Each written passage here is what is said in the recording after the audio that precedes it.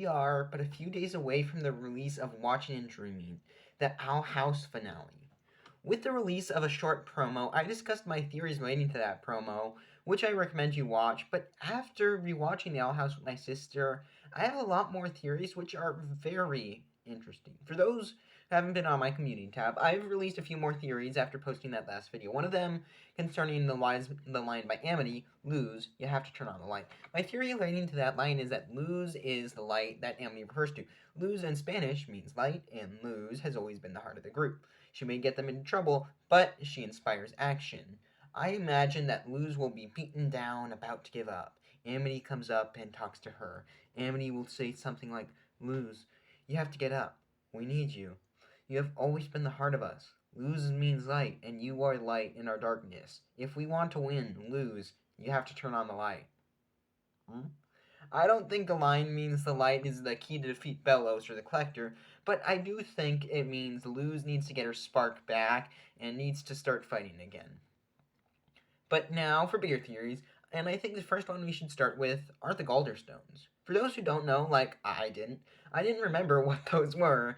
But when I rewatched the episode through the Looking Glass ruins, we are introduced to the all-powerful relics called Galderstones.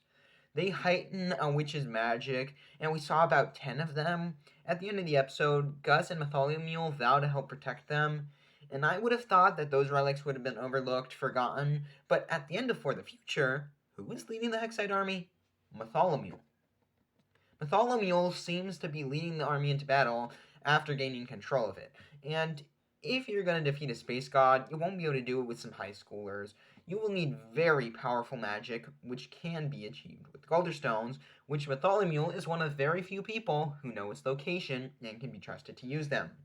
So it seems to me that we can expect a band of ultra powerful hexalagos, or whatever they're called, showing up to help the fight at the end of the episode. Another thing important to the story is that Philip made it back to the human realm.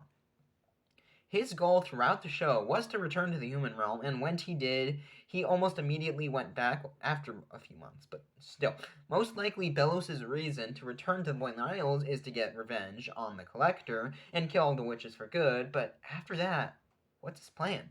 Bellows saw what the modern human world was.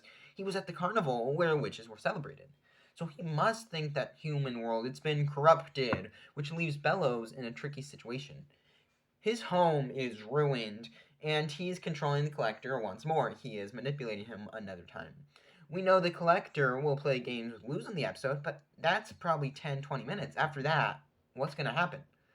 We know the Collector can control people, as we clearly see with the puppets.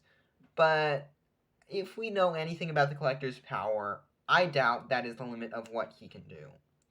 This theory doesn't have any factual basis, but what if Bellows uses the Collector to purify the human world?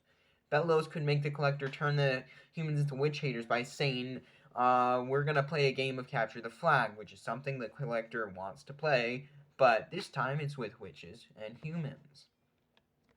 The Collector would have to make the humans hate witches so they could play, then somehow Bellows would try to kill the Collector and his plan would work, except it won't, because we have heroes. I definitely think it's very likely we will see the human world as a part of the finale. We got it explored in Yesterday's Lie and For the Future a lot, just like in Amphibia. Furthermore, leaving V out of the finale will make her character feel pretty pointless. And if the season 2 finale of Amphibian Owl House ended similarly, what's to say it won't be the same with season 3? Seriously though, I wouldn't be surprised if Bellows uses the Collector one last time to purify the home world that he's worked so hard to return to. Another heavily important part to consider is King's heritage. Edge of the World told us that King was a Titan, and in Echoes of the Past, we know that King's father had an army of those fleshy rock warriors. Those warriors couldn't leave the castle of Echoes in the Past, but what if that could change? Edge of the World felt more than just to show us who King really was. It shows people living outside of the Boiling Isles. And if we look at this so-called castle of King's father, and then look at the Titan of the Boiling Isles, there is a big size difference, not to mention the difference in time. If King was a baby when Ida found him, and he had normal aging, simply put, the Titan of the Boiling Isles isn't King's father, by a few thousand years, and that means there needs to be a more recent Titan. And if the Titan trappers live on an island away from the Poison Isles, what's to say the Titans aren't any different? We know King has scream powers, so how far-fetched is it to say that in a time of need, he might use a super scream and summon a Titan army to help defeat Bellows or the Collector? The Titan trapped the Collector, so surely an army of Titans could defeat him, right? And we have seen many times that there's the existence of many other collectors, so what if they come and help fight? In my last theory video, I mentioned that King and the Collector will probably go into exile together, run off into the sunset, something like that. But since they both seem to be young princes of their species, what if they unite, like a team, and to end the war between their people like Aang and Zuko? Somehow, in some way, we will get more about the Collectors, more about the Titans and Watching and Dreaming, and King of the Collector being the young ones. It makes sense to me that they would lead their people. I don't know. Finally, someone needs to die.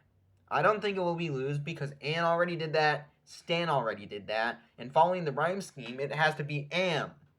T already did that. Honestly, I don't think it's too far-fetched for Amity to die, or at least make a sacrifice. Throughout the show, she has seen Luz put her life on the line for her friends so many times, and that was one of the reasons that Amity fell in love with Luz. And Amity sacrificing herself would be so bittersweet and painful, but it's a sacrifice to save Luz, and it'd be so sweet. It does seem like she will become a puppet, as we saw in the trailer, but maybe we could get an actual sacrifice. I don't think Luz will die because after all her guilt, her thinking she'll hurt her friends, someone else sacrificing themselves for Luz like Amity would maybe show Luz how she inspires others while at the same time being painful for Luz. And King won't die. He might get banished with the Collector, but I think death is off the table for him, and Ida also can't die. She spent the whole show fighting her curse, where if she finally dies to the Collector or something like this and not get to live out her old life after all that she's fought, it would almost be like admitting defeat, and it'd be painful. Also, Hootie is on the table. He could lay down his life to protect everyone, although he probably won't be the one defeating Belos. I think the only way it could really work for a Hootie sacrifice is like an I Am Groot type scene, but all the main characters are in a floating castle, and that's what happened in Guardians of the Galaxy. They were in a floating thing, so... Honestly, though, I think Hootie has a good chance of dying because he's a comic relief character. He got a bit of development with his friendship with Lilith and in knocking on Hootie's door. But a sacrifice would make us care about his character a lot more. And I don't know. I love him, but I'd love to see him die. I don't know. Anyways, those are all my theories for the Owl House finale, Watching and Dreaming. With all the mystery around this episode, it is hard to predict everything going on, but based on existing storylines and character arcs, I think I've made some pretty good predictions. If you have any other theories for Watching and Dreaming, please let me know. If we all guess, then someone has to be right. Right? Also, trivia question. What is the name of the rock flesh monster? I know King named it, but I don't remember what, so let me know. Although I'm hyped for Watching and Dreaming, if it's anything like For the Future, I am worried. For the Future was great, but it's also really flawed, as I discussed in this video, and this video is the theories that I mentioned earlier. Subscribe for more Owl House videos. Once again, I've been Fictional Fanatics.